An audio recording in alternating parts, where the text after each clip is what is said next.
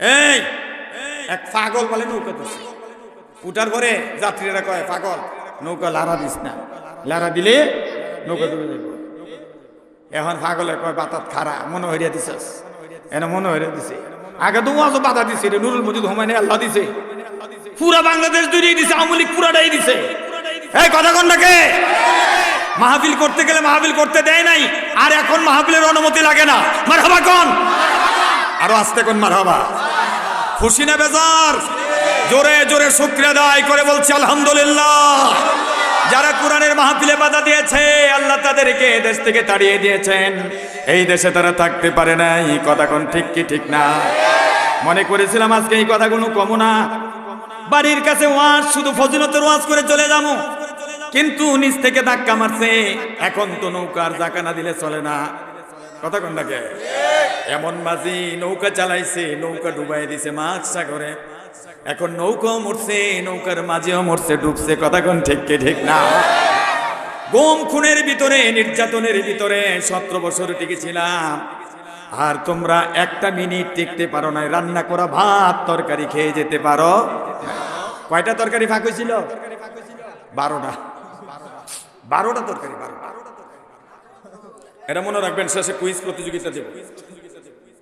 12টা পুরস্কার। সারা জীবন শুনলাম তাহাজ্জুদ, কোরআন তেলাওয়াত, যায় নামাজের গল্প, তসবির গল্প। এত কিছুর ভিতরে এত টাকা কেমনে চুরি করলো? পত্রিকায় দেখলাম মার ছেলে মিল্লা $300 মিলিয়ন চুরি করছে। একটা পরিবার 81,000 কোটি ডলার চুরি করছে। এমন 81টা পদ্মা সেতু হতো। আল্লাহ তাআলা জালেমের কবল থেকে আমাদেরকে স্বাধীন করেছেন। আবু সাইদ মুগ্ধরা বুক পেতে দিয়েছে, তাদের শাহাদাতের বিনিময়ে আমরা দেশ পেয়েছি। প্রাণ ভরে দোয়া করছি 1,500-এর অধিক এই বৈষম্য বিরোধী আন্দোলনে যারা শাহাদাতের তামান্না পান করেছেন, আল্লাহ যেন তাদেরকে জান্নাতের মেহমান হিসেবে কবুল করে। বহু মায়েরা পানি পান করিয়েছেন, জুস পান করিয়েছেন। কথা কন, ঘর থেকে বেরিয়ে এসেছেন কোলের শিশু, ছোট্ট মাসুম বাচ্চা, স্কুলে টিফিনের টাকা জমানো, পিকনিকে যাবে, এই টাকা আন্দোলনে ব্যয় করেছেন। তাদের এই ত্যাগ কোনোদিন আমরা ভুলবো না। কথা কয় না? ভুলবো? আর কোনোদিন এই ফেসিবাদ, জালেমবাদ, স্বৈরাচারী, জুলুম এবং বুটচুরের রানী যেন বাংলার জমিনে ফিরে না আসতে পারে, আল্লাহ আমাদেরকে সতর্ক দৃষ্টি রাখার, সজাগ থাকার তৌফিক দিন। কারা কারা রাজি হাত তুলে দেখাও মুসলমান।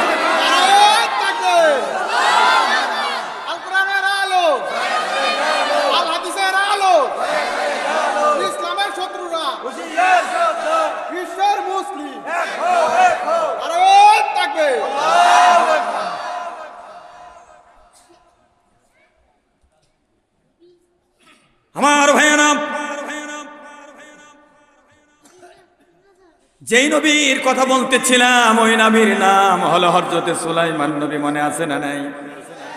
আমার রুহুল ভাই মসজিদের ভিতরে মনে করাই দিছে। ওই ওয়াজটা আমার খুব ভালো লাগে। আমি চিন্তা করলাম অন্য নোট নিয়ে আসছিলাম আজকে খালি মহিলাদের ওয়াজ করলাম, কারণ আমার ওয়াজও মহিলারা বেশি আসে। যেন যাই কয় হুজুর প্যান্ডেল খুইলা দিছি, এখন আর জায়গা নাই। পর্দা যেটা দিছিলাম 4 বলতে এটা বিছাই দিছি, মহিলারা বসতেছে। মহিলারা আমাকে একটু বেশি ভালোবাসে। ওয়াজের আয়োজন করলে পুরুষদেরকে কয় বরকতির আনে, তাহলে মহিলাদেরকে অগ্রাধিকার দেওয়া দরকার। রাসূলও মহিলাদেরকে অগ্রাধিকার দিয়েছেন। যেখান থেকে আসতেন সর্বপ্রথম এসে ফাতেমারে ডাক দিতেন, ফাতেমার হাতেই নানান যা কিছু আনতেন এগুলি দিতেন। সুবহানাল্লাহ কর। আপনি আপনার মেয়েটার অগ্রাধিকার দিবেন, মেয়েকে একটু বেশি আদর করবেন। মেয়েরা বাবাকে বেশি ভালোবাসে ছেলেদের চাইতে। ছেলে দেখবেন এক লাখ খাইয়া জায়গা, মার জিগায় না বাবাই খাইছে। মেয়েরে খাবার দিলি কয় বাবাই খাইছে। কথা কয় না? যাদের মেয়ে আছে তারা ভাগ্যবান। একটা মেয়ে একটা জান্নাত, 2টা মেয়ে রাসূলের সাথে জান্নাত, 3 মেয়ের পিতা রাসূলের পাশাপাশি জান্নাত। জোরে জোরে কোন সুবহানাল্লাহ। মেয়ের পিতারা ভাগ্যবান, মেয়ের পিতারা ভাগ্যবান। আগে মেয়ে হইলে বেজার হতো, ওখানে মেয়ে হইলে খুশি হয়। কথা কোন নাকি? মা বাবার খোঁজ খবর পুরো বয়সে মেয়েরাই বেশি নেয়, ছেলেদের খবর থাকে না। আর মা বাবাও এখন নষ্ট হয়ে গেছে গা, ছেলে মেয়েরা খালি ইউরোপ আমেরিকা পাঠায় দেয়। ইউরোপ আমেরিকা গিয়ে ওয়েস্টার্ন কালচারে বড় হইয়া এখন মা বাবার খবর থাকে না। কারণ ইউরোপ আমেরিকা বাবা থাকে এক জায়গায়, মা থাকে আরেক জায়গায়, ছেলে থাকে আরেক জায়গায়। বাবা মরে আছে, পচে লাশের গন্ধ করলে পুলিশে ঘর তালা ভাঙ্গিয়া খুললা, তারপরে লাশ উদ্ধার করে কয় মারা গেছে, খবরই নেই। কথা কন নাকি? কিন্তু আমরা বাংলাদেশের মানুষ এত সুখী আছি, মা বাবা ছেলে মেয়ে সবাই একসাথে আছি, সবাই একসাথে খাওয়া দাওয়া করি, একসাথে ঘুমাই। আর মরে গেলে সন্তানের চোখের পানিতে বুক ভেসে যায়, দোয়া করে হাত তুলে রব্বির হামহুমা কামা রাব্বায়ানি সগীরা। এই দোয়াটা লাখপুর আছে? কথা কয় না? এই দোয়াটা লাখপুর আছে? আমাদের মা বাবার জন্য আমরা দোয়া করব। হ্যাঁ, আমার কাকা আমার চাচির জন্য দোয়া চেয়েছেন। ওনার এক মেয়ে আমার সাথে লেখাপড়া করেছে, বেদেনা, আমরা ক্লাসমেট। তো বেদেনা আমাকে ফোন করে বলছে যে আমার মার জন্য দোয়া করো। আমি বেদেনার মার জন্য দোয়া করি, আল্লাহ যেন ওনাকে জান্নাতের মেহমান বানায়।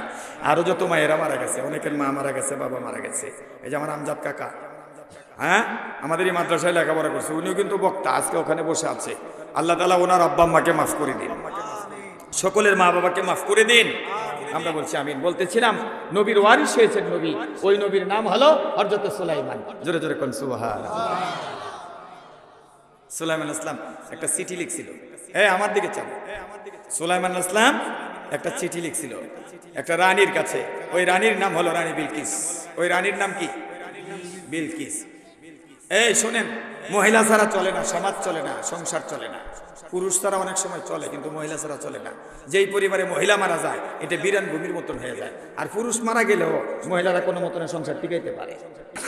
কথা কন? হ্যাঁ, মহিলা মারা গেলে 40 যায় না, বেটায় পাগল হয়ে জায়গা বিয়ার লেগে। আর যদি পুরুষ মারা যায়, একটা ছেলে বা একটা মেয়ে হয়েছে, জীবনটা তামা বানায় ফেলায়, বিয়ে বসে না। মহিলারা অনেক ভালো, ধৈর্যশীল, তাদের মতন ভালো হয় না। আমার ভাইয়েরা,